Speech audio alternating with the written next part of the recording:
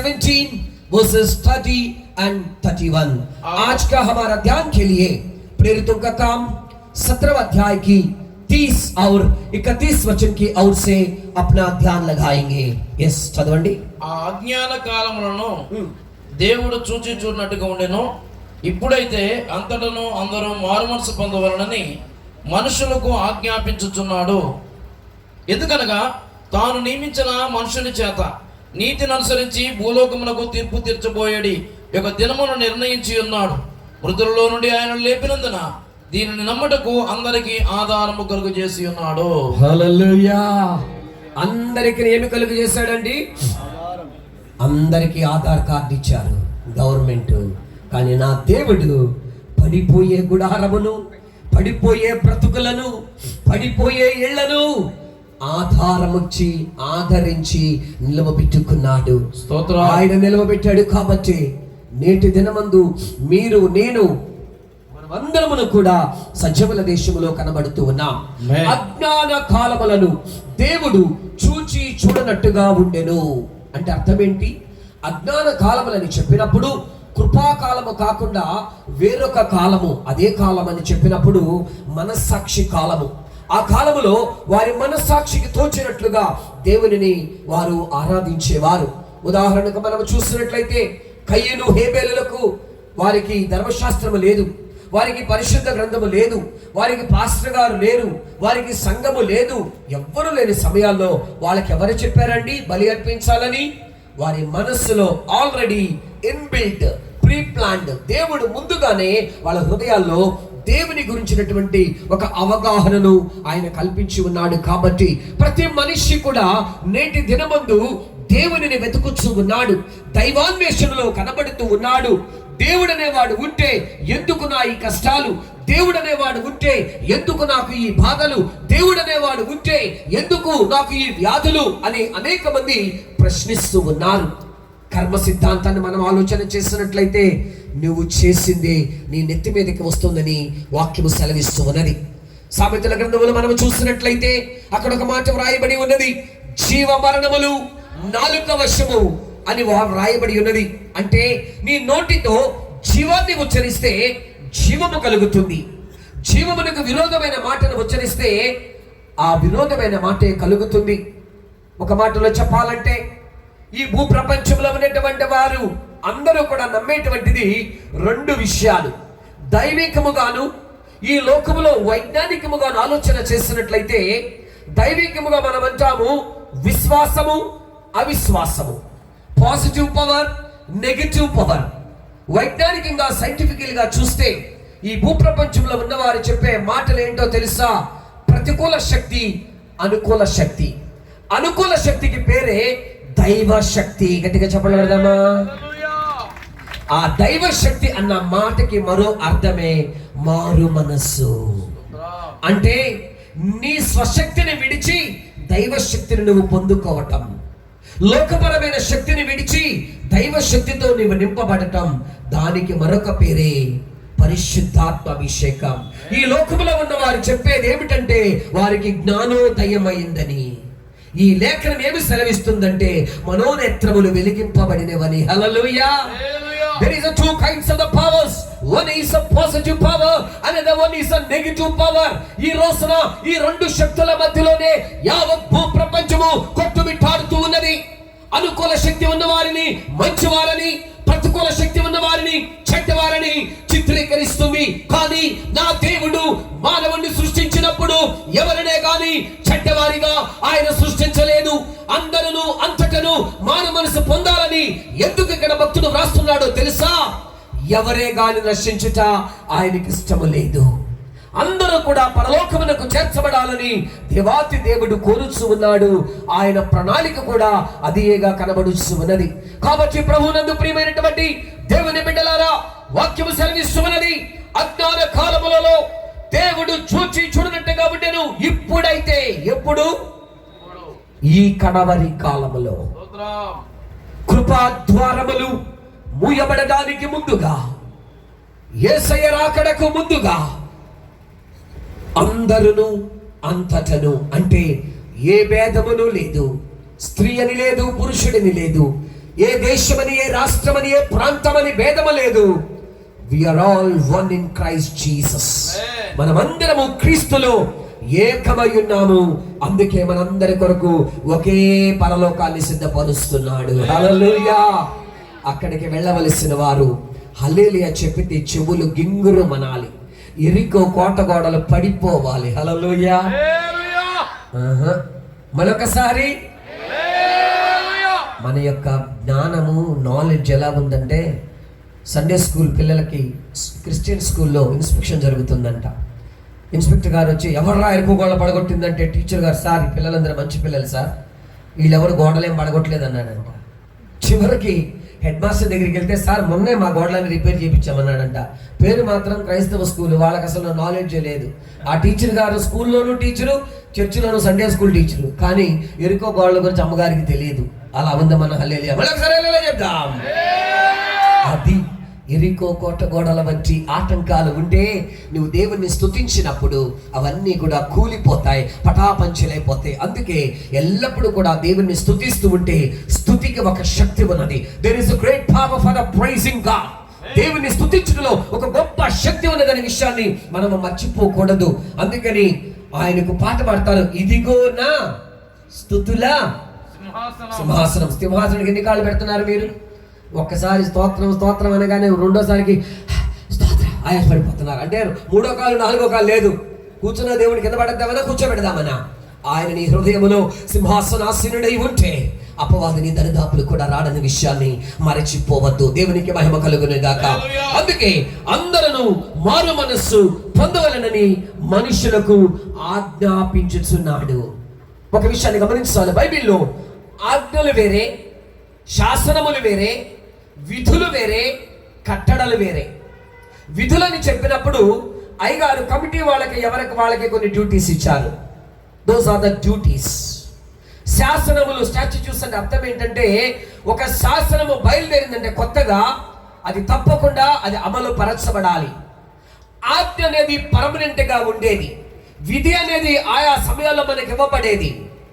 అదే రీతిగా కట్టడని చెప్పినప్పుడు కొన్ని పద్ధతులను అది సూచిస్తూ ఉన్నది. దీని సవివరణకు వెళ్ళాలంటే చాలా సమయం పడుతుంది. కాబట్టి ప్రస్తుతము దేవుడు ఇక్కడ ఆజ్ఞాపిస్తూ ఉన్నాడు. అదే ఆజ్ఞను ప్రభువైన యేసుక్రీస్తు వారు మత్తయి సువార్త 28 అంటున్నాడు కదా, పరలోకమందును భూలోకమందును నాకు సకల అధికారం ఇవ్వబడి ఉన్నది. మీరు వెళ్ళి సర్వజనులకు సువార్తను ప్రకటించుడి. నేను ఆజ్ఞాపించినట్లుగా తండ్రి యొక్కయు కుమారుని యొక్కయు పరిశుద్ధాత్మ యొక్క నామములో వారికి బాప్తిస్మం ఇచ్చుచు ఏ ఏ సంగతులను మీకు తెలియజేస్తున్నానో వాటినన్నిటిని వారికి చెప్పుడి. ఇదిగో యుగ సమాప్తి వరకు సదాకాలము నేను మీతో కూడా ఉన్నాను. Hallelujah. Our God is with us. దేవుడు మనతో కూడా ఉన్నాడు. రోమా పత్రిక అంటున్నాడు, if God be for us, who can be against us? మన దేవుడు మన పక్షమున ఉండగా మనకి విరోధి ఎవడు?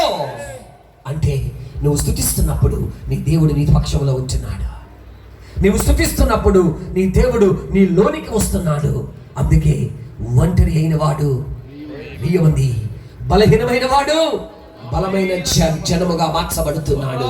ఈ రోజున ఈ రీతిగా ఉన్నామంటే ఆ దైవ శక్తి కార్యము మనలో జరిగింపబడుచు ఉన్నది. అందును బట్టి ఈ రీతిగా దేవుని సన్నిధిలో మనం కూర్చుని దేవుని ఆరాధన చేయగలుగుతూ ఉన్నాము. అదే రీతిగా అపోస్తల కార్యములు 5వ అధ్యాయంలో కూడా మనం కొన్ని మాటలు ధ్యానం చేసినట్లయితే అక్కడ ఒక మాట వ్రాయబడి ఉన్నది. అపోస్తల కార్యములు 5వ అధ్యాయము 31వ వాక్యములో, ఇశ్రాయేలునకు మారు మనస్సును పాప క్షమాపణను దయచేయకై దేవుడు ఆయనను అధిపతినిగాను రక్షకునిగాను తన దక్షిణ హస్త బలము చేత హెచ్చించి ఉన్నాడు. మేమును దేవుడు తనకు విధేయులైన వారికి అనుగ్రహించిన పరిశుద్ధాత్మయు ఈ సంగతులకు సాక్షులమై ఉన్నామని చెప్పిరి. Praise the Lord. హల్లెలూయా. యేసు ప్రభువారు అధిపతిగా ఆయన కనబడుతూ ఉన్నాడండి. అంత మాత్రమే కాదు, ఆయన తనకు విధేయులైన వారికి పరిశుద్ధాత్మను అనుగ్రహిస్తూ ఉన్నాడు. ఆయన దక్షిణ బలము చేత హెచ్చింపబడే అనుభవాన్ని ఇక్కడ మనం చూస్తూ ఉన్నాము. మారు మనస్సు, పాప క్షమాపణ. గలిలయ సముద్ర తీర ప్రాంతములలో యేసు ప్రభువారు ఆయన వెళ్ళి రక్షణ సువార్తను ప్రకటించాడు. అందుకే యేసు ప్రభువారి లోకములో ఉన్నప్పుడు ఆయన ఇచ్చిన పిలుపేంటో తెలుసా? ప్రయాసపడి భారము మోసుకొనుచున్న నా యొద్దకు నేను మీకు కలుగ చేతును. హల్లెలూయా. ఇది ఏ విశ్రాంతి? మనం అనుకునే విశ్రాంతి. నిత్య విశ్రాంతి నిలిపోతామండి పైకి. కొద్ది రోజులు ఉండాలి అందరూ. దేవునికి స్తోత్రం. విశ్రాంతి అని చెప్పినప్పుడు మన మనస్సుకు ఉండే విశ్రాంతి వేరే, ఆత్మకు కలిగే విశ్రాంతి వేరే, శరీరానికి కలిగే విశ్రాంతి వేరే. ఆత్మకు కలిగే గాయము వేరే, శరీరానికి కలిగే గాయము వేరే, నీ మనసుకు తగిలే గాయము వేరే. మనస్సు గాయపరచబడిన వాడు పిచ్చివాని వలె తిరుగులాడుతుంటాడు. హృదయము గాయపరచబడినటువంటి వాడు డిప్రెషన్లోకి వెళ్ళిపోయే మౌన స్థితిలో ఉండి ఎవరితో మాట్లాడడు. శరీరానికి గాయమైన వాడు అయ్యో అమ్మో అనుకుంటూ వేదనకు కేకలు పెడుతూ ఉంటాడు. నువ్వు ఎందుచేత అరుచుచున్నావు? నీ గాయము చేతనే కదా అని ఇర్మియా గ్రంథములో మనము చూస్తూ ఉన్నాము. ఈ 3 విధాలైన గాయాలు సాతానుడు కలుగ చేస్తున్నాడు. దొంగతనమును, హత్యను, అంత మాత్రమే కాదు, దోచుకొని వినాశము చేయుటకును వస్తున్నాడు. ఆ దొంగ అనేటువంటి వాడు నీ శరీరమునకు, నీ ఆత్మకు, ప్రాణమునకు గాయము కలుగు చేస్తే ఆ గాయాన్ని మాన్పటానికే నా రక్షకుడని యేసయ్య నీ దగ్గరకు వచ్చి నిన్ను బాగు చేస్తున్నాడనే విషయాన్ని నువ్వు మరచిపోవద్దు. అంటే నువ్వు ఉండవలసిన చోటు ఏదో తెలుసా? లూకాసు వార్తలో మనము చూస్తున్నాము కదా, ఒక వ్యక్తి, చదవద్దు మనందరికీ తెలిసిందే, కొన ప్రాణముతో విడిచిపెట్టి వెళ్ళిపోతారండి వాళ్ళు. ఎవరు? ఏం చేశారు? ఆ వ్యక్తి ఎక్కడ ఉండాలి? యెరూషలేము కొండ మీద ఉన్నది ఎగువ ప్రాంతము. ఈయన ఎక్కడికి వెళ్తున్నాడు? యెరికో దిగువ ప్రాంతము. అంటే నీ ఆత్మీయ స్థితి ఉన్నత స్థితిలో నుండి దిగజారుని స్థితిలోనికి వచ్చేస్తున్నప్పుడు సాతానుడు పట్టుకుంటాడు. అయ్యగారు ప్రార్థన చేయండి అయ్యగారు, నేను మాత్రం 3 పూట్ల ఫుల్ చేస్తాను, మీరు ఉపవాసం ఉండండి అయ్యగారు నా కోసం. అట్లా చెప్పే ప్రముఖులు కూడా ఉంటారు. కానీ దానికి గల కారణం ఏంటో తెలుసా? సమస్యకు గల కారణం, వ్యాధికి గల కారణం, పరిస్థితులు ప్రతికూలతకు గల కారణం ఏంటో తెలుసా? నువ్వు ఉండవలసిన చోటును నువ్వు లేవు. నువ్వు ఉండవలసిన చోటు యెరూషలేములో నువ్వు ఉండాలి. నువ్వు ఉండవలసిన చోటు సహవాసములో నువ్వు ఉండాలి.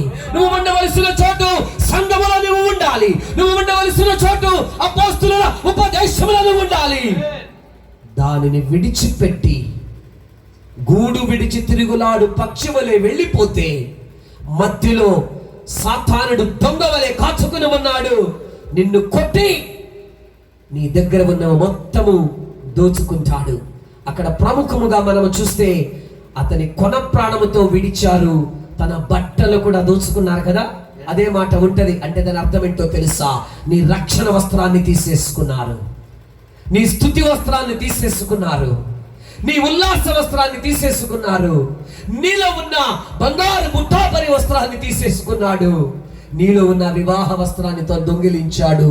ఇప్పుడు నువ్వు ఎటు కాని స్థితిలో, దిక్కు తోచని అయోమయ పరిస్థితుల్లో కొన ప్రాణముతో పడి ఉన్నప్పుడే నా యేసు మంచి సమరయుడుగా నీ యొద్దకు వచ్చాడు. హల్లెలూయా. ఆయన వచ్చి నిన్ను తీసుకుని వెళ్ళి నీ గాయములను కడిగాడు, ద్రాక్ష రసమును నూనెయు పోసి నిన్ను మరలా తిరిగి పూట కోళ్ళవానికి అప్పచెప్పాడు. ఒకానొకప్పుడు అపరాధముల చేత, పాపముల చేత చచ్చిన మనలను యేసయ్యతో కూడా తండ్రి అయిన దేవుడు బ్రతికించి పూట కోళ్ళవాడు అనేటువంటి సంఘానికి దేవుడు అప్పచెప్పాడు. సంఘ కాపరికి దేవుడు అప్పచెప్పాడు. ఈ బాధ్యత ఎవరిచ్చాడండి?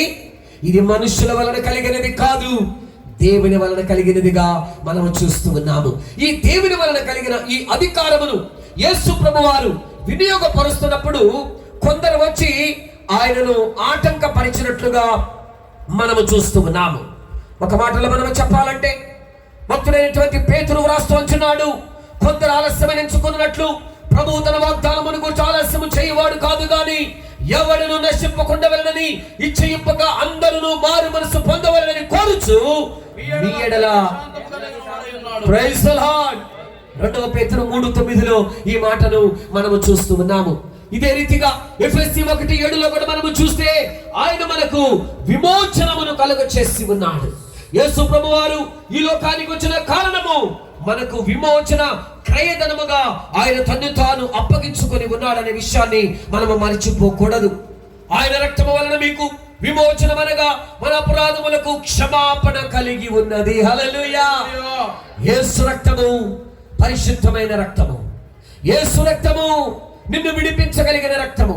వస్త్రాలకు మరక పడితే బ్లీచింగ్ చేస్తాము, లేకపోతే ఇంకేదైనా కార్యాలు జరిగితే దానికి తగినట్లుగా డ్రై క్లీనర్స్ ఇస్తాము. హృదయానికి తగిలినటువంటి ఆ మచ్చలో నుండి, ఆ మరకలో నుండి విడుదల పొందాలంటే అది పాపపు మరక, అది పోవాలంటే యేసు రక్తముతో కడుగబడితే మాత్రమే తప్పనిసరిగా మనకు విడుదలయు విమోచనయు క్షమాపణయు కలుగుచున్నవనే విషయాన్ని మనము మరిచిపోకూడదు. దేవునికి మహిమ కలుగును గాక. అదే రీతిగా మార్కు సువార్త 2వ అధ్యాయంలో కూడా మనము చూస్తున్నప్పుడు అక్కడ కూడా కొన్ని విషయాలు మనం ధ్యానం చేసుకోవచ్చు. యేసు ప్రభు వారు చేసిన కొన్ని కార్యాలను బట్టి మనం అక్కడ చూస్తూ ఉన్నాము. యేసు ప్రభు వారు అక్కడ ఒక వ్యక్తి పక్షవాతంతో వచ్చి ఆయన దగ్గర స్వస్థతను పొందుకోరిన సమయంలో యేసు ప్రభు వారు బి హీల్ అనలేదు. మొట్టమొదటి యేసు ప్రభు వారు చెప్పిన మాట ఏంటో తెలుసా? 9వ వాక్యం ఏమంటున్నాడు? నీ పాపములు విన్నవని చెప్పుడు సులభమా, నీవు లేచి నీ పరుపునెత్తి కొని నడవమని చెప్పుడు సులభమా అని అడిగారు. అయితే పాపములు క్షమించడానికి భూమి మీద మనిషి కుమారునికి హల్లెలూయా. గట్టిగా చెప్దామా? పాపాలు క్షమింపబడిన వాళ్ళు. వెనకాల ఉన్న వాళ్ళందరూ గట్టిగా హల్లెలూయా చెప్పండి. మనము చెప్పే హల్లెలూయా వలన కలిదిండి వరకు రక్షణ సువార్త ప్రాకాలి. ఇటు ప్రక్కన కొల్లేటి సరస్స వరకు ప్రజలందరూ ప్రభు వైపుకు ఆకర్షితులు అవ్వాలి. హల్లెలూయా చెప్దాం. ఇంత అయ్యగారు చెప్పారు కదా, పంజాబీ హల్లెలూయా అంటారు. कैसे कौन सा हल्लेलुया आप जानते हो? आपको हिंदी मालूम है? मैं हिंदी में बातें करूं? किसी को कुछ भी नहीं मालूम पड़ेगा, इसलिए मैं हिंदी में कुछ भी नहीं बोल रहा हूं, मैं केवल तेलुगु में बातें कर रहा हूं. हालेलुया, खुदावन के नाम की तारीफ हो. हालेलुया. మీకేం అర్థం కాలా? హల్లెలూయా పంజాబీ హల్లెలూయా. హల్లెలూయా.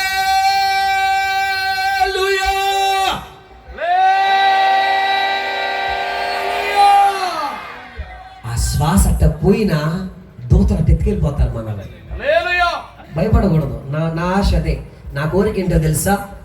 దేవుని సేవ చేస్తూ చేస్తూ ఇదే యాజక వస్త్రములో ఉన్నప్పుడే ప్రభు దగ్గరికి వెళ్ళిపోవాలి. ఒకే నాకు కోరిక. నేను అదే ప్రార్థన చేసుకుంటా, ప్రభువా నీ చిత్తమైతే నువ్వు ఇవ్వాల్సిన ఏమిచ్చుకుంటా ఇచ్చుకో, కానీ నా కోరిక ఏంటంటే నా అంతిమ దశ మహిమకరముగా ఉండాలి. దానిలో నీ ఆలోచనతో నన్ను నడిపించి నువ్వు నన్ను మహిమలో చేర్చుకుంటావని. మనిషి కుమారునికి పాపములు క్షమించడానికి అధికారం అనుగ్రహింపబడి ఉన్నది. కాబట్టి యేసు ప్రభు వారు ఒక మాట, ఆయన గురించిన ప్రవచన వాక్యాలు మనం ఒకసారి చూద్దాం త్వరగా. యెషయా గ్రంథంలో ఒక మాట ఉంటుంది, లూకా సువార్తలో ఒక మాట ఉంటుంది. ఆ రెండింటిలో ఒక చోట ఒక మాట ఉంటుంది, ఇంకొక చోట ఒక మాట ఉండదు. అది ఏమిటనే విషయాన్ని మీరు నాకు తెలియచేయవలసిందిగా కోరుతూ ఉన్నాను.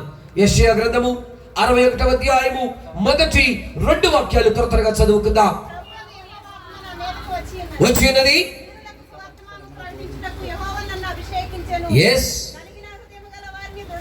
2 3 4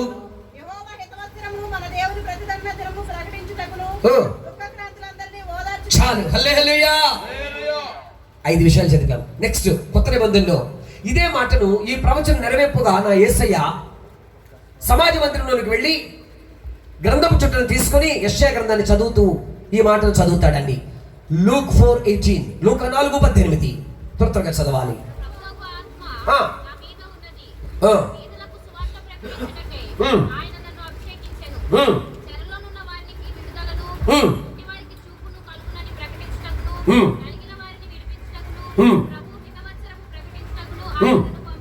చాలు.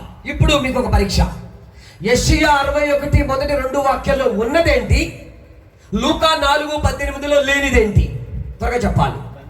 చెప్తే అయ్యగారి తర్వాత మీకు గిఫ్ట్ ఏదని ఇవ్వచ్చు నా ద్వారా. నో నో అది కాదు. ఇంకా గిఫ్ట్ అందరూ ఆయనకి ఇవ్వాలి. చెప్పలు కొట్టిన అయ్యగారి కోసం. మీకు కాపీ కొట్టడానికి ట్రై చేస్తున్నాడు ఆత్మీయ తండ్రి, మీరేం ఆయన మాట పట్టించుకోవట్లా. ప్రతిదండన, హితవత్సరాన్ని ప్రకటించాడు. ఆ ప్రతిదండన అన్న మాట ఎందుకు చదవలేదో తెలుసా? జాన్ ద బాప్టిస్ట్ ఒక మాట అంటున్నాడు, ఇదిగో లోక పాపములను మోసుకొని పోవచ్చున దేవుని గొర్రెపిల్ల. ఆయన మీద మన పాప భారాన్ని సహించాడు కాబట్టి ఆ ప్రతిదండన అన్న మాట ఆయన నోట పలకల. ప్రతిదండనకు ప్రాయశ్చిత్తముగా యేసయ్య వచ్చాడు.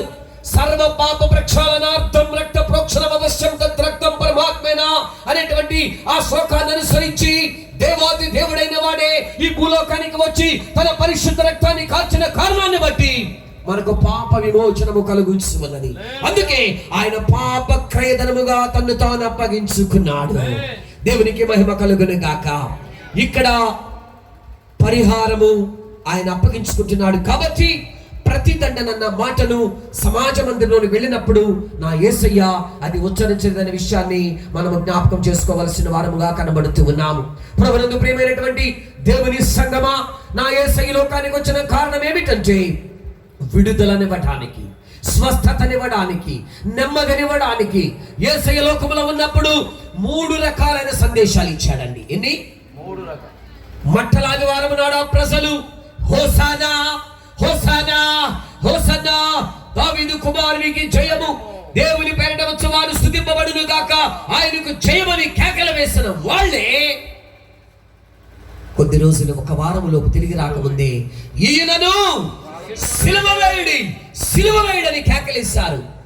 బైబిల్లో మనం చూస్తున్నాము. చివరికి ఎవరు గెలిచారంట? వారి కేకలు. నువ్వు కేకలేస్తున్నావా? జాగ్రత్త, నువ్వు యేసును సిలువేసే వ్యక్తిగా మార్చబడతావు. ఆయన కేకలు వేయడు, నలిగిన మకమకలాడుచున్న రెల్లును విరవడని మనం సువార్తలో చూస్తూ ఉన్నాము. ఎందుకు కేకలు వేయడో తెలుసా? బొచ్చు కత్తిరించువా అని ఎదుట గొర్రె మౌనముగా ఉన్నట్లుగా ఆయన తను తాను మౌనముగా ఉన్నాడు. ఫిలిప్పీలో మనము చూస్తున్నాము. దాసుని పోలికగా ఆయన మార్చబడ్డాడు. మరణమగునంతగా తను తాను ఆయన తగ్గించుకొని ఉన్నాడు. ఇక్కడ కూడా కొంతమంది తగ్గింపులో కూడా ఏముంటుందో తెలుసా? గర్వం ఉంటుంది. ఎప్పుడైనా చూసారు మీరు? లాఫ్టీనెస్ ఇన్ హంబుల్నెస్. తగ్గింపులో గర్వం. నేను బాగా ప్రార్థన చేస్తా, నేను ఉపవాసం ఉంటా, నేను బాగా పాడతా, నేను బాగా స్తుతిస్తా, నేను బాగా అన్నీ చేస్తా. వాళ్ళు చూడ అసలు వాళ్ళకి ఏమి రాదు. అంటే నీ తగ్గింపులో గర్వం వచ్చేసి అపవాది నిన్ను పడవేయటానికి ప్రయత్నం చేస్తున్నాడు. అందులో ఇద్దరు వ్యక్తుల గురించి యేసయ్య చెప్తూ అంటున్నాడు. అంటే అందరూ అంతటా మారు మనసు పొందాలని ఇద్దరికి అవకాశం ఇచ్చాడు. ఒకడేమో మారు మనసును స్వీకరించలేదు, ఒకడేమో మారు మనసును స్వీకరించాడు. లూకా సువార్త 18వ అధ్యాయము 10 నుంచి 14 వరకు చూస్తే ఒక సుంకరి, ఒక పరిసయ్యుడు. పరిసయ్యుడు అంటాడు, ప్రభువా నేను ఉపవాసం ఉంటున్నా, ప్రభువా నేను దశమభాగం ఇస్తున్నా, ప్రభువా నేను చర్చలు అన్నీ చేస్తున్నా, ప్రభువా నేను లేకపోతే అసలు ఏమీ లేదు ప్రభువా. ఇంకొకడేమో దూరంగా నిలబడి గుండ్లు కొట్టుకున్నా, ప్రభువా నేను పాపిని, అయ్యా నన్ను కరుణించు, అయ్యా నన్ను క్షమించు, ప్రభువా అని పిలవడానికి కూడా నేను అర్హుడని కాదని గుండెలు కొట్టుకుంటున్నాడు. దయచేసి చదువుదామా? Luke chapter 18 verses 10 to 14. ప్రార్థన చేయుటకై 2 మనుషులు దేవాలయములకు వెళ్ళిరి. వారిలో ఒకడు పరిసయ్యుడు, ఒకడు సుంకరి. పరిసయ్యుడు నిలబడి, దేవా నేను చోరులను, అన్యాయస్తులను, వ్యభిచారులైన ఇతర మనుషుల వలనైనను ఈ సుంకరి వలనైనను ఉండనందుకు నీకు కృతజ్ఞతాస్తుతులు చెల్లించుచున్నాను. వారములకు 2 మారులు ఉపవాసం చేయొచ్చు, నా సంపాదన అంతటిలో 10వ వంతు చెల్లించుచున్నారని తనలో తాను ప్రార్థించుచుండెను. అయితే సుంకరి దూరముగా నిల్చుండి ఆకాశం వైపు కన్నులెత్తుడికైనను ధైర్యము చాలక రొమ్ము కొట్టుకొనుచు, దేవా పాపినైనా నన్ను కరుణించమని పలికెను. అతని కంటే ఇతడు నీతిమంతుడిగా తీర్చబడి తన ఇంటికి వెళ్ళనని మీతో చెప్పుచున్నాను. హల్లెలూయా. యేసు ప్రభువు ఎంత చక్కగా అర్థమైతే చెప్పారండి. ఇద్దరు వ్యక్తులు, వీళ్ళు కూడా మారు మనసు పొందాలని యేసే అవకాశాన్ని కల్పించాడు. అయితే ఒకడెళ్ళి ఏం చేస్తున్నాడో తెలుసా? ఆయన డబ్బా ఆయనే కొట్టేసుకుంటున్నాడు. ప్రభువా నేను ఇట్లా చేస్తున్నాను, ప్రభువా నేను అట్లా చేస్తున్నా, ఇదంతా ఎవరిది? పాట మళ్ళీ ఆయన కూడా పాట పాడతాడు, నాదంచులో కాను అంటాడు, మొత్తం నాదే అంటాడు. మళ్ళీ అదంతా నోటుతోనే, హృదయంతో కాదు, జాగ్రత్త. కానీ ఆ సుంకరి ఏం చేశాడో చూసారా? ఆకాశము వైపు కన్నులెత్తుటకైనను ఆయనకు ధైర్యము చాలలేదు. ఈ రోజున మీలో ఎవరైనా కొత్త వాళ్ళు కావచ్చు, పాత వాళ్ళు కావచ్చు, యేసయ్య అందరినీ పిలుస్తున్నాడు. యేసయ్య అందరినీ ప్రేమిస్తున్నాడు. అందరి కొరకు ప్రాణం పెట్టాడు. ఆయనకు ఎవరే కానీ పరాయి వాళ్ళు కాదండి. దినమెల్లా నా చేతులు చాపుచున్నానంటున్నాడు. ఆయన రమ్మని పిలుస్తూ ఉన్నాడండి. ఆయన పిలుపుని అందుకొని మనం వస్తే, నా గొర్రెలు నా స్వరము వినును, నేను వాటిని ఎరుగుదును, అవి నన్ను వెంబడించును. ఐ నో మై షీప్స్ నా గొర్రెలు నేను ఎరుగుదును. అంటే గొర్రెలు అనబడేటువంటి మనుషులని యెహెజ్కేలు గ్రంథములో మనము చూస్తూ ఉన్నాము. అంటే దాని అర్థము మనము దినమెల్లా ఉదింపబడుచున్న వారముగా ఉన్నప్పటికీ కూడా ఆ సుంకరి ఏ రీతిగా ప్రార్థన చేశాడో, ప్రభువా నేను ఎందుకు పనికి రాని వ్యక్తినయ్యా, నన్ను కరుణించమని ప్రార్థన చేశాడు. వాక్యాన్ని ముగించడానికి ముందుగా ఒక యథార్థ గాథను మీకు చెప్పాలని ఆశపడుతూ ఉన్నాను. అమెరికా దేశంలో ఒక చోట ఒక తల్లికి చక్కని కుమార్తె జన్మించింది. ఆ పాపకి చక్కగా మాటలు చెప్పి నడిచే సమయానికి ఒక rare cancer, she suffering with cancer, ఒక భయంకరమైనటువంటి అరుదైన క్యాన్సర్. అది ఎక్కడికో లక్షల కోట్ల మందిలో ఒకళ్ళకి వస్తుందంట. ఆ పాపకి ఆ క్యాన్సర్ వచ్చేటప్పటికి she so prayerful and faithful, ప్రార్థనా పర్రాలు, నమ్మకస్తురాలు ఆ తల్లి. కానీ ఆ తల్లి ప్రార్థన చేస్తూ ఉంది. అంటే ప్రార్థనకి జవాబు వస్తుందని ఆమెకు బాగా తెలుసు. అందుకే ఎల్లప్పుడూ ప్రార్థన చేయాలి, విసుకక ప్రార్థన చేయాలి, ఎడతెగక ప్రార్థన చేయాలి, నిత్యము ప్రార్థన చేయాలి. ప్రార్థనలో ఎపఫ్రా వలె పోరాడాలి. చివరిగా యూదా 21:22 ప్రకారము ఆత్మలో ప్రార్థన చేయాలి. ఉచ్చరింప శక్యము గాని మూలుగులతో ఆత్మ తానే మన పక్షంలో విజ్ఞాపన చేయుచున్నాడు గనుక ఆత్మ దేవుడు ప్రార్థన చేస్తే మానవునికి అసాధ్యము లేనివి దేవునికి సాధ్యములు. ఆ అసాధ్యమైనదే సాధ్యం చేశాడు దేవుడు. ఒక బీదరాలి ప్రార్థన కోసం తుఫాను రప్పించాడండి దేవుడు. ఆయన మామూలుడు కాదు. ఇది యథార్థంగా జరిగినటువంటి సంఘటన, కథ కాదు, రియాలిటీ. రీల్ అండ్ రియాలిటీకి చాలా వ్యత్యాసం ఉంటుంది. This is not a reel, but what I'm telling, this is reality. ఈ వాస్తవమైన గాథ ఏంటంటే, ఆ తల్లి బిడ్డ కోసం ప్రార్థిస్తుంది అనేక మాసాలుగా. ఆ బిడ్డ షీ అబౌట్ టు డై, మరణానికి అంచులకు దగ్గరకు వచ్చేసింది. కొద్ది సమయంలో మరణించబోతుంది. But there is a treatment. ఆమెకు ట్రీట్మెంట్ చేస్తే బ్రతుకుతుంది, కానీ ట్రీట్మెంట్ చేయించగలిగినటువంటి ఆ శక్తి తనకు లేదు. కాలిఫోర్నియాలో ఒక గొప్ప డాక్టర్ ఉన్నాడు. His name is doctor Mark. He's the familiar oncologist, అంటే క్యాన్సర్ వైద్య నిపుణుడు. దాని ఇంగ్లీష్లో అంకాలజీ అంటారు. ఆ డాక్టర్ గారి దగ్గరికి వెళ్ళాలంటే కన్సల్టెన్సీ ఫీజే చాలా ఎక్కువ ఉంటుంది. అసలు అపాయింట్మెంట్ దొరకటమే నెలల తరబడి దొరకదట. అటువంటి వ్యక్తి దగ్గరికి వెళ్ళడానికి తన దగ్గర ఓపిక లేక, ధైర్యం లేక, స్తోమత లేక పరమ వైద్యుడిని కన్సల్ట్ అయ్యింది. హల్లెలూయా. ఆ పరమ వైద్యుడి పేరేంటో నేను చెప్తాను. ఆయన పేరే JESUS. Can you speak louderly? కొద్దిగా బిగ్గరగా చెప్తారా? JESUS. హల్లెలూయా.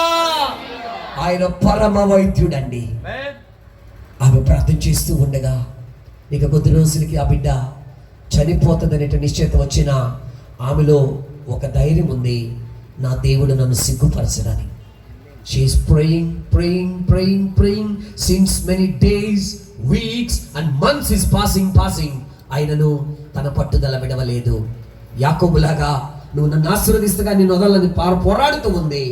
ఆమె పోరాటానికి తుఫానే వచ్చి ఆ డాక్టర్ మార్క్ గారికి ఆయన చేసిన వైద్యానికి ఒక చక్కని బహుమానము, సన్మానం చేయాలని వేరే చోటకి ఆహ్వానిస్తే మహానుభావుడు చక్కగా అన్ని సూటు కోట్ వేసుకుని బ్యాగ్ పట్టుకుని విమానంకి వెళుతుంటే ఆ గాలి వానకి తుఫానికి విమానం పడిపోద్దని అర్థంతరంగా వేరే చోట అది ల్యాండ్ చేశారు.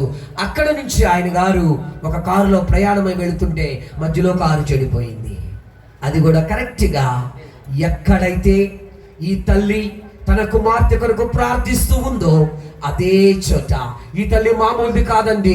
మారు మనస్సు పొందినటువంటి తల్లి, పాప క్షమాపణను పొందుకున్న తల్లి, దేవునిని రుచి చూచి ఎరిగిన తల్లి, దేవుని సన్నిధిని అనుభవించిన తల్లి, దేవుడు సజీవుడని ఎరిగిన తల్లి, యేసును మృతులలో నుండి తండ్రి లేపాడని తెలిసిన వ్యక్తి, మరణమును జయించిన వాడని, నా రక్షకుడు, నా విమోచకుడు సజీవుడని తెలుసుకున్న వ్యక్తి కాబట్టి ప్రార్థనలో ఉడుం పట్టుబట్టింది, ప్రార్థిస్తూ ఉంది. కరెక్ట్గా ఆమె ఇంటికి కొన్ని పర్లాంగుల దూరంలో కారు చెడిపోయి ఇంజిన్లోకి వాటర్ వెళ్ళి కారు ఆగిపోయింది. డ్రైవర్ చెప్పాడు, సార్ ఇదైనా దగ్గర ఇల్లుంటే అక్కడికి వెళ్ళి మీరు కాసేపు విశ్రాంతి తీసుకోండి. I will make some repair. ఆ తర్వాత we can start our journey అని చెప్తే, ఆ మాట చొప్పున ఎక్కడో ఒక దీపం కనబడుతుంది బీదరాల ఇంట్లో. టక్టగా తలుపు కొడితే వెంటనే వాళ్ళు తలుపు తీశారు. Can I stay for some time అని అడిగినప్పుడు ఎస్ సార్ యూ క్యాన్ అని చెప్పి వాళ్ళు లోపలికి తీసుకున్నారు. Immediately she serve some hot tea, వేడి టీ ఇచ్చింది. టీ తాగిన వెంటనే డాక్టర్ గారు కూర్చుని ఉంటే ఇమీడియట్లీ ఆమెకు టైం దొరికితే చాలండి ఏం చేస్తుందో తెలుసా, ఆ పాప మంచం దగ్గరికి వెళ్తుంది, మోకరిస్తుంది, కన్నీటితో ప్రార్థన చేస్తుంది. టైం దొరికితే పాపం చూసుకుంటుంది, ప్రార్థన చేసుకుంటుంది. ఎందుకంటే ప్రభువా ఈ గర్భఫలాన్ని నువ్వు ఇచ్చావు కదయ్యా, గర్భఫలం నువ్వు ఇచ్చే బహుమానం అని చెప్పావు కదయ్యా, నువ్వు ఇచ్చిన బిడ్డ నీకు అప్పగిస్తున్నాం ప్రభువా, నీకు అసాధ్యమైనది ఏమీ లేదయ్యా. With everything shall be possible, నీకు సమస్తమును సాధ్యమే. ఆ దేవుని యొక్క వాగ్దానాలు పట్టుకుని ప్రార్థన చేస్తూ ఉంటే ఆ డాక్టర్ మార్క్ గారు ఆమె భర్త గారిని అడుగుతాడు, why she's crying, why she's weeping, why she's praying, ఎందుకు ఆ ప్రార్థిస్తుంది, అంగలారుస్తుంది అని అడిగినప్పుడు, sir my daughter is in serious condition, this is so panic position, చాలా భయంకరమైన దిగ్భ్రాంతి స్థితిలో నా కూతురు ఉందండి, షీఈస్ అబౌట్ టు డై, ఆమె మరణించబోతుంది. అప్పుడు డాక్టర్ గారు అడిగారు, వాళ్ళకి తెలియదు ఆయన డాక్టర్ అని, ఈయనకి తెలియదు అక్కడ పేషెంట్ ఉందని, దేవుడు ఎలా కలుపుతాడో చూడండి. అంటే నువ్వు చేసే ప్రార్థన వ్యర్థము కాదు, క్రీస్తునందు నీ ప్రయాసము వ్యర్థము కాదు. నువ్వు కొత్తగా రక్షింపబడినా 30 ఏళ్ళుగా దేవునిలో ఉన్నా ఈ రోజే రక్షణ దినము, నేడే విమోచన దినము, నేడే అనుకూలమైన సమయము. నువ్వు యేసయ్య దగ్గరకు వస్తే ఆయన నీ దగ్గరకు వస్తాడు, నువ్వు నమ్మితే ఆయన మహిమను చూస్తావు. నమ్ము వారికి సమస్తమును సాధ్యమే. అప్పుడు ఆ తండ్రి చెప్పిన మాటలు విని ఆయన ఆలకిస్తూ ఉన్నాడు. అయ్యా మా కుమార్తె తీరని వ్యాధితో బాధపడుతుంది, కాలిఫోర్నియాలో ఒక ఫేమస్ ప్రసిద్ధిగాంచిన క్యాన్సర్ వైద్య నిపుణులు ఉన్నారంట, ఆయన పేరు మార్క్ అంట, ఆయన దగ్గరికి వెళ్ళే స్తోమత మాకు లేదయ్యా, అందుకే పరమ వైద్యుడన్నా యేసయ్యను కాళ్ళు పట్టుకున్నా, ఆయన పాదాల చెంత గోజాడుతూ ఉన్నా, నాకొక విషయం తెలుసు, నేను నమ్మిన నా దేవుడు నన్ను సిగ్గుపరచడు. ఉత్సాహం కలగట్లేదా? గట్టిగా నేను చెప్తాం హల్లెలూయా. ఎవరి గురించి ఎవరికి చెప్తున్నారండి? ఏ డాక్టర్ గారిని అయితే వాళ్ళు కలవలేరు, ఏ డాక్టర్ గారికో దగ్గరికి వెళ్ళాలని ఆశపడ్డారో, ఆయన దగ్గర అపాయింట్మెంట్ దొరకదని బాధపడ్డారో, ఆ డాక్టర్ని విమానాన్ని దింపించి, తుఫాను రప్పించి, కారును నిలుపజేసి ఆ ఇంటికే నా యేసయ్య నడిపించాడు. నువ్వు నేను ఆరాధించే ఆ యేసయ్య ఈ కార్యాన్ని చేయలేడా? నిశ్చయముగా ప్రేయర్ బ్రింగ్స్ విక్టరీ, ప్రార్థన జయాన్ని ఇస్తుంది, ప్రార్థన విజయాన్ని సమకూరుస్తుంది. అప్పుడు కన్నీటి పర్యంతమైనటువంటి ఆ డాక్టర్ గారు, అమ్మా నీవు ఏ డాక్టర్ కొరకు ప్రార్థన చేస్తున్నావో, ఏ డాక్టర్ గారి దగ్గరికి వెళ్ళలేదని బాధపడుతూ అంగలారుస్తున్నావో, ఆ డాక్టర్ గారు నేనే. హల్లెలూయా. ఆ డాక్టర్ని ఇంటికి నడిపించాడు నా యేసయ్య. కారణం ఒక చిన్న పశ్చాత్తాపము, ఒక చిన్న మారు మనసు, ఒక చిన్న పాప క్షమాపణ నీ ప్రార్థనను శక్తివంతమైనదిగా చేస్తుంది. అందుకే ప్రకటన 5లో మనము చూస్తున్నాము, పరిశుద్ధుల ప్రార్థనలు బంగారు పాత్రలో అవి ధూపముగా పట్టబడుతూ ఉన్నాయి. దావీదు అంటున్నాడు, నా ప్రార్థనలు ధూపము వలెను, నా చేతులెత్తుట సాయంకాలపు నైవేద్యము వలెను ఉంటుందని. ప్రియమైన దేవుని బిడ్డ, నువ్వు చేస్తున్న ప్రార్థన, దేవుడు నిన్ను ఒక రాజుగా, ఒక యాజకునిగా ఏర్పాటు చేశాడు. 1 పేతురు 2:9 ప్రకారము రాజు ఏలుబడి చేస్తాడు, యాజకుడు ధూపము వేస్తాడు, బలిపీఠము దగ్గర పరిచర్య చేస్తాడు. ఆధ్యాత్మికముగా నీవు నేను మనమందరమును కూడా మన యేసయ్య కృపను బట్టి, పరిశుద్ధాత్మ అభిషేకమును బట్టి రాజునైనా యాజక సమూహముగా మార్చాడు. అందుకే ఎల్లప్పుడూ స్తుతించమనేది, ఎల్లప్పుడూ ప్రార్థించమనేది, ఎల్లప్పుడూ ఆరాధించమనేది. ఈ ప్రార్థనలు, ఈ స్తుతులు, ఈ ఆరాధనలు నీ జీవితంలో పెను మార్పును కలుగు చేస్తాయి. ఆ తల్లి ప్రార్థన విన్న యేసయ్య నేడు నీ ప్రార్థనను కూడా ఆయన వినబోతూ ఉన్నాడు. ఒక్క వాక్యాన్ని చదువుకొని మనందరమును కూడా ఆరాధనలోనికి వెళదాము. చూడండి, ఇక్కడ భక్తుడు సెలవిస్తూ ఉన్నాడు. దావీదు కీర్తనలు మనము చూస్తున్నట్లయితే, నీ అంగలార్పును నువ్వు మారు మనసు పొందితే రక్షణార్థమైనటువంటి దుఃఖము మారు మనసును కలుగు చేస్తుంది. శరీర ప్రకారమైన దుఃఖము మరణాన్ని కలుగు చేస్తుంది. అందుకే ఆత్మానుసారముగా దుఃఖపడదాం. మన ఆత్మ కోసము అంగలారుతాం. దేవుని సన్నిధిలో మనము కనిపెట్టుకుని ఉందాం. దేవుడు గొప్ప కార్యాన్ని చేయబోతున్నాడు. చివరిగా 30వ కీర్తన 10 నుంచి, యెహోవా ఆలకింపుము, నన్ను కరుణింపుము. యెహోవా నా సహాయకుడు అయి ఉండుము. నా ప్రాణము మౌనంగా ఉండగా నిన్ను కీర్తించినట్లు నా అంగలార్పును నీవు నాట్యముగా మార్చి ఉన్నావు. నీవు నా గోనెపట్ట విడిపించి సంతోష వస్త్రము నన్ను ధరింపజేసి ఉన్నావు. యెహోవా నా దేవా, నిత్యము నేను నిన్ను స్తుతించదను. అందరూ చెప్పండి ఈ మాట. బైబిల్ పట్టుకుని బిగ్గరగా చెప్పండి. అందరూ చెప్పండి. జీవము గలవాడు యెహోవా, నిత్యము నేను నిన్ను స్తుతించదను. హల్లెలూయా. స్తుతుల సింహాసనము మన మధ్యలో ఉంటే ఆయన మన మధ్యలో సింహాసనాసీనుడై ఉంటాడు. ఆ సర్వశక్తి కలిగిన సర్వాధికారి అయిన దేవుడు మన మధ్యలో ఉంటే ఎవరే గాని మనల్ని ఏమీ చేయలేరు. నీకు విరోధముగా రూపింపబడిన ఆయుధమును వర్తిల్లదు. నీకు వ్యాధితో బాధపడుతున్నావా? కష్టాలతో బాధపడుతూ ఉన్నావా? తీరని వ్యాధితో నువ్వు వ్యసన పడుతూ ఉన్నావా? లేక మానసికమైన రుగ్మతలతో నువ్వు కనబడుతూ ఉన్నావా? యేసయ్య ఆయన నిన్ను దగ్గరకు రమ్మని పిలుస్తూ ఉన్నాడు. నేను ఇక్కడికి రావాలని అయ్యగారితో మాటిచ్చిన తరువాత దేవుడు నాకు ఒక పాటను 24 గంటలు నేను మర్చిపోదామన్నా, విడిచిపెడదామన్నా, నేను అనుకున్నాను. మొబైల్ ఆన్ చేశానని చూస్తే మొబైల్ అంతా ఆఫ్లో ఉంది. నా చెవుల్లో వినబడుతూ ఉంది. ఆ పాటను ఇప్పుడు పైన వారు కూడా ముందుకు వస్తే, నిత్యము స్తుతించిన నీ రుణమును తీర్చలేను, సమస్తమును నీకిచ్చిన నీ త్యాగము మరువలేను. రాజా రాజా రాజా రాజాది రాజము నీవే, దేవా దేవా దేవాతి దేవుడవు నీవే, అద్వితీయ దేవుడు ఆయన, ఆది అంతము ఉన్నవాడు, అంగలార్పును నాట్యముగా మార్చబోతున్నాడు. ఈ రోజున ఈ రాజపట్టణంలో నువ్వు ఎన్నో సంవత్సరాలుగా, ఎన్నో మాసాలుగా అంగలారుస్తూ ఉన్నావా? నేడు దేవుడు నీ అంగలార్పును నాట్యముగా మార్చబోతున్నాడు. దానికి ముందుగా నీ హృదయాన్ని దేవునికి అప్పగించుకో. మారు మనస్సుతో దేవుని యొద్దకు రా. పశ్చాత్తాపముతో దేవుని యొద్దకు రా. విరిగి నలిగిన మనస్సును ఆయన ఎంత మాత్రమును అలక్ష్యము చేయవాడు కాదు. యవన బిడ్డలారా జాగ్రత్త. యవనులను లోకము నాశనము చేయడానికి కోరుతూ ఉంది. లోకములో విడిచి వేసుకుని వెళ్ళిపోతుంది. కాబట్టి జాగ్రత్త. యేసయ్య తన యవన రక్తాన్ని సిలువలో కార్చి మనందరికీ విమోచన క్రయధనముగా మార్చబడ్డాడు. యవన బిడ్డలు దేవుని పరిచర్య కొరకు, దేవుని నామ మహిమ కొరకు, దేవుని చిత్తము చేయడం కొరకు యవన బలాన్ని వినియోగించినట్లయితే అద్భుతమైన కార్యాలు మనము చూడబోతున్నాం. దయచేసి మీరు ఉన్న చోటనే వెంటనే లేచి నిలవబడండి. ఈ పాట పాడుచుండగా దేవుడు అద్భుతములు చేయబోతున్నాడు. వ్యాధిగ్రస్తులకు దేవుడు స్వస్థతను అనుగ్రహించబోతున్నాడు. పైశాచిక బంధకాలు ఉన్నవారు విడుదల పొందుకోబోతున్నారు. మంత్ర తంత్రముల బంధకాలు ఉన్న వాళ్ళకి నేడే విడుదల, నేడే విమోచన. హల్లెలూయా.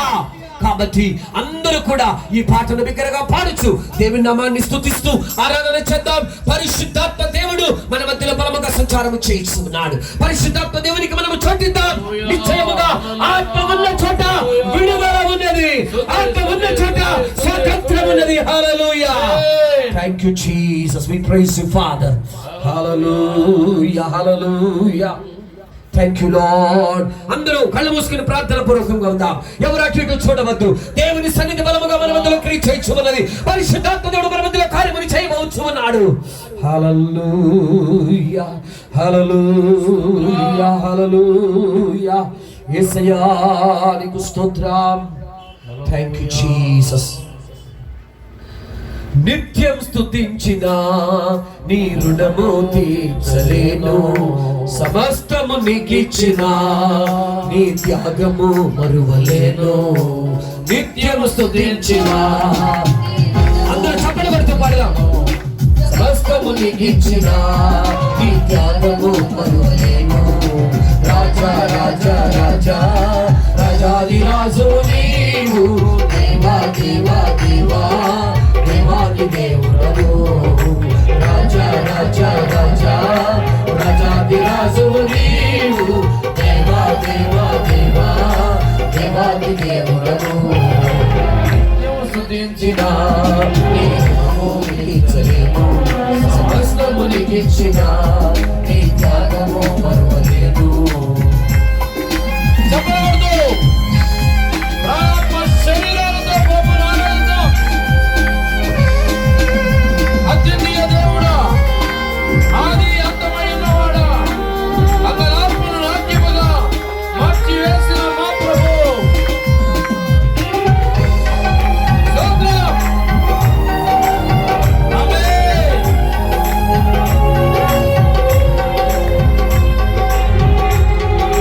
స్తోత్రం.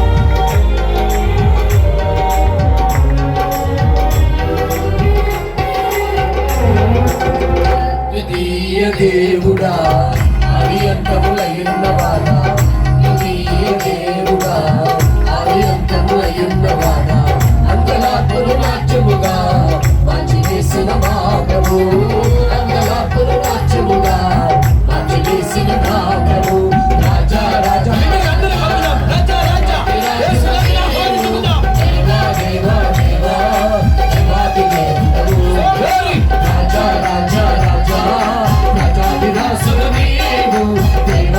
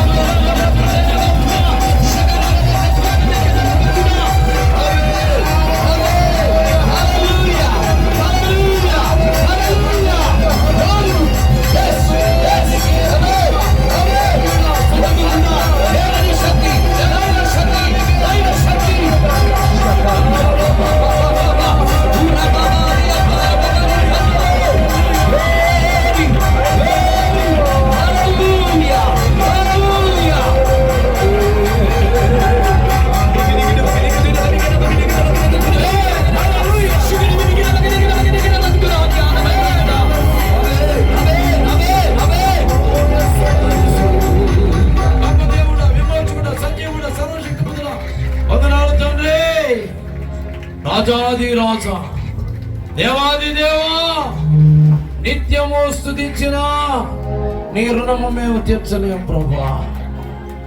సమస్తము నీకు ఇచ్చిన నీ త్యాగము మేము మరువలేం ప్రభువా.